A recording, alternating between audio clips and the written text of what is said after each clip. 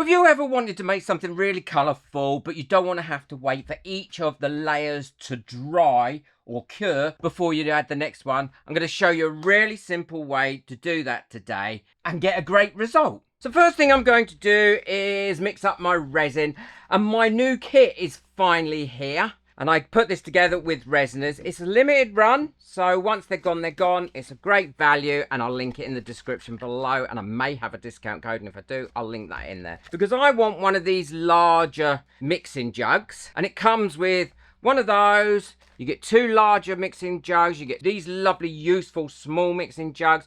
You also get these little props. I love them. And a mat with Resiners and Steve McDonald crafting on it, and lots of other goodies in there as well. I have got a video on the full kit, so check that out. But honestly, it is great value. A little bit of a plug ad there from me. So what I'm going to do first is mix up my resin. The first thing I'm going to do is mix my resin up. It's far too hot to be sitting here mixing it by hand, and I very rarely mix resin by hand, so I'm using my dual controlled mixer. And this does a brilliant job of it, and it limits the amount of bubbles that you're going to be putting into it. The one thing I would say is, when you're mixing, I always time it. I still mix for 4 minutes, and then I'll move my bowl around slightly like that to ensure that I'm getting it everywhere from the sides.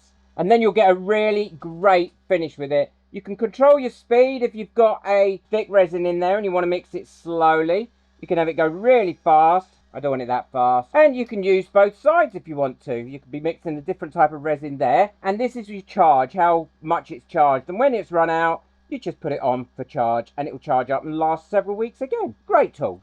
Love it. Especially if you've got arthritis or problems with your hands and things like that. Well, that's had 4 minutes now. So all I need to do is turn that off. Now, always make sure you turn it off before you lift it up, because the last thing you want to do is get that resin going around your room on that paddle.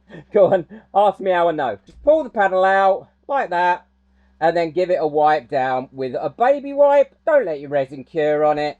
It doesn't do it any good. It will make the silicone of the paddle weaker over time. So clean it off straight away and then just put it somewhere where you want it. And that's how easy it is. Brilliant product. I'll link it in the description below. So now I've got my resin all mixed up. I want to degas this. I always degas my resin, and I'm quite excited because I'm going to be using the brand new Resiners Airless Pro 3. It's quicker, it's got slightly more pressure, and it comes with a Resiners mat that fits in there just right. But whenever you're using a degasser like this, don't put it in there in your silicone pots, because silicone creates a lot more bubbles. You won't get it degassed if you put it in there in silicone. Put it in there in this type of cup, and these cups do come with the new degasser as well. And never fill them more than half full, because if there's a lot of bubbles in there, then it could froth over.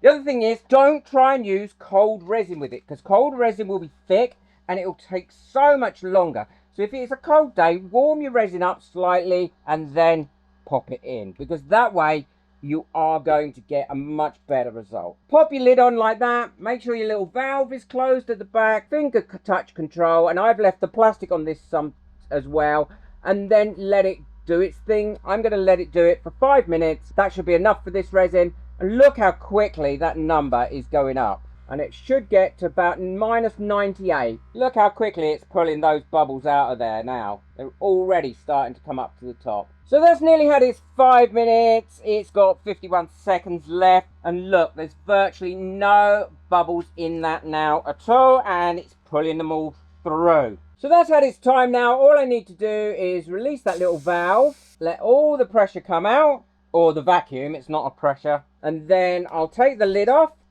And you can see how beautiful and clear your resin is. I wouldn't be without it. Best bit of kit. So now I've got those. What I need to do is divide those into 5. Hopefully I've mixed up enough resin. I think I have. So now I've got those divided up. What I'm going to do is add my pigments in. If you want to put mica powder in, you can. If you want to put a bit of glitter in, you can. I'm just using some pigments. And now, before I do anything else, I'm going to give them a really good mix in. So make sure I've got no streaks or anything like that in there. So now they're all mixed up. What I'm going to add to this is just 1 little drop of clear PVA glue. Like that. Just a tiny amount. There we go. see how tiny amount that is? And what that'll do is it'll turn it into a gel like this. You see how jellified that is? Now if you want a thicker gel, you can do a thicker gel and just add one more drop of that in, but be very sparing with that. I might just put one more drop in. I want a slightly thicker gel. Yeah, I've definitely made a thicker gel. Now I'll do the other ones. So now we've got our gels made, all we need to do is pop some of that gel into there like that and put it where we want it. And this will help to keep all the colours separated. Depending on how thick your gel is will depend on how much it will blend in together or stay as it is. So all I'm doing is pulling that in there like that, dropping a bit in there as well.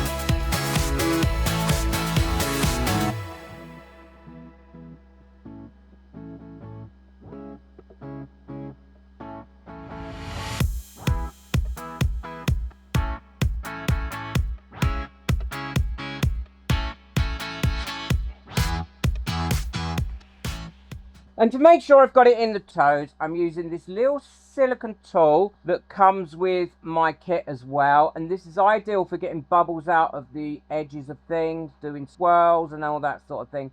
But also getting your resin into little nooks and crannies like this without doing any damage to the mold. I've tried to think of everything that you need for both the beginner and a more advanced person who's using resin to include in the kit. So everything that you get in it is useful rather than getting a load of things that you didn't need or don't want. So even though you've done that and you've put that in there, you can still go over it with a long neck lighter and burst all your bubbles. You're always better off adding a little bit of the PVA glue to start with, mixing it in and then adding a little bit more because you can't take it out. And if you add too much, what can happen is you can cause it to go really, really thick. And now all we'll do is we'll leave those overnight to cure up. You could put them in your curing machine if you wanted to, but I'm not going to. I'm going to let those cure up overnight. Because I do, if they are going to blend, I want them to blend quite neatly into each other. Now these are nice and cured, I let them cure overnight. Let's do Froggy first.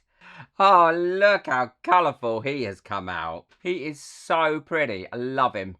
I should have put some blue in the bottom as well, but I just didn't think about it.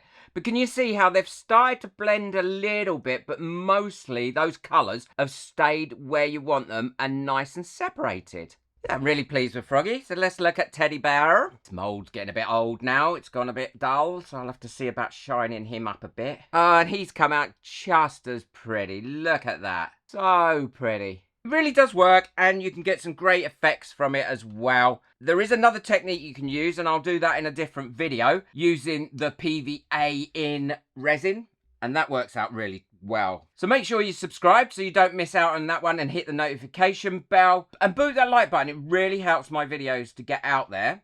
And if you want to learn more about different jewellery techniques and different resin techniques that give some great finishes, then be sure to check out the video that I've got coming up now above here. Take care. Bye.